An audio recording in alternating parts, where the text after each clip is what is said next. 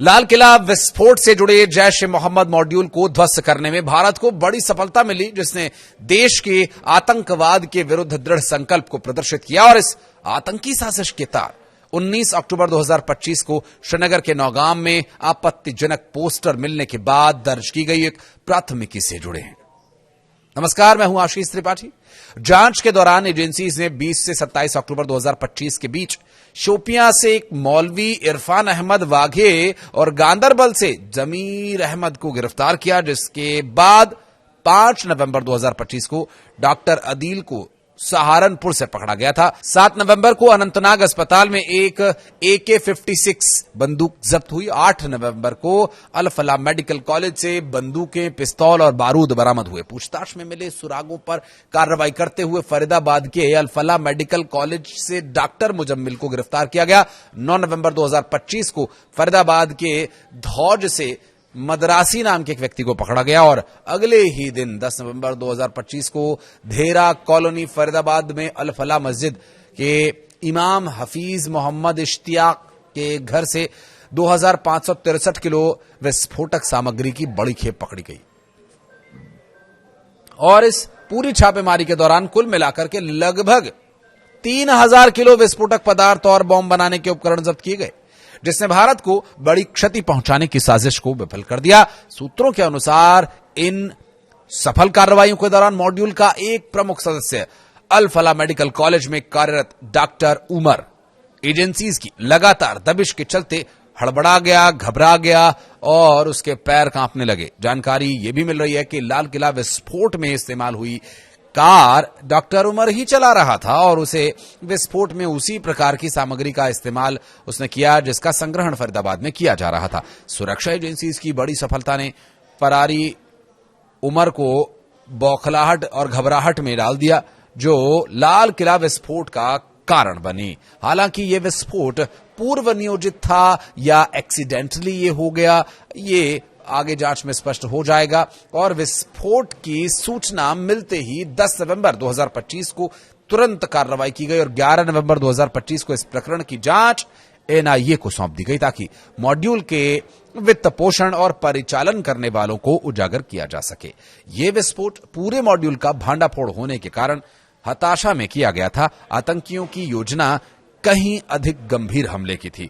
Jammu Kashmir police की team और केंद्रीय सुरक्षा एजेंसीज के वरिष्ठ अधिकारियों ने इस बात की पुष्टि की और 3000 किलोग्राम विस्फोटक और अन्य हथियारों की रिकवरी के साथ मॉड्यूल के 8 आतंकियों को सफलतापूर्वक गिरफ्तार करने वाले जम्मू कश्मीर के वरिष्ठ अधिकारी ने कहा कि उनकी टीम लगभग 15 दिन में डॉक्टर मुजम्मिल और डॉक्टर शाहीन की गतिविधियों पर 15 दिन से नजर रख रही थी। उन्हें फरीदाबाद में भारी मात्रा में विस्फोटक, डेटोनेटर, टाइमर और अन्य हथियार इकट्ठा करने की ठोस जानकारी मिल गई थी। उन्हें बरामद भी कर लिया गया। हालांकि इन आतंकियों को यह नहीं पता था कि इन विस्फोटकों का इस्तेमाल कहां और कैसे करना है। उनकी बातचीत और बाद में पूछताछ में भी ये बात सामने नहीं आई।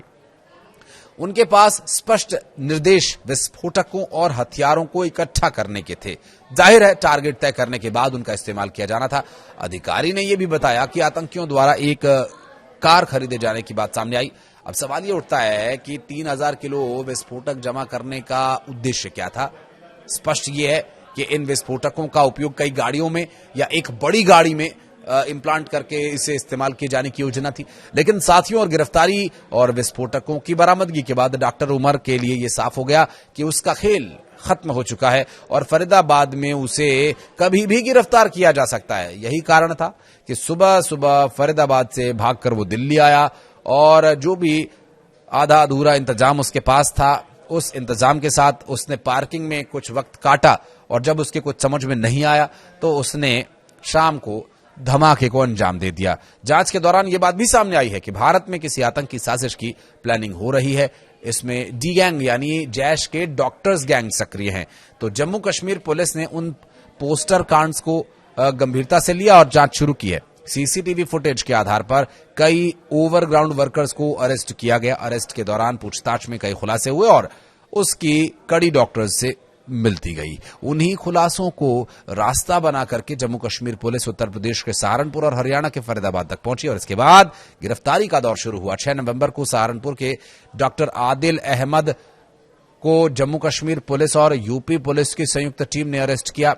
डॉक्टर आदिल की निशानदेही पर फरीदाबाद से मुजम्मिल अहमद पकड़ा गया था। अब ऐसे डॉक्टर्स की निगरानी करना बहुत जरूरी है जो संदेहास्पद है। डॉक्टर इलाज करने के बजाय बाकी सब कुछ कर रहे हैं। जो पकड़े गए डॉक्टर्स हैं जो आतंकी गतिविधियों में शामिल हैं, और ऐसे कई डॉक्टरों को अभी भी खुलेआम घूमते पकड़ना जरूरी है, उन्हें उनके अंजाम तक पहुंचाना जरूरी है। कुछ 72 हुरों के पास पहुंच गए, कुछ को पहुंचाना जरूरी है। कुछ कहना चाहें तो कमेंट सेक्शन में बताएं।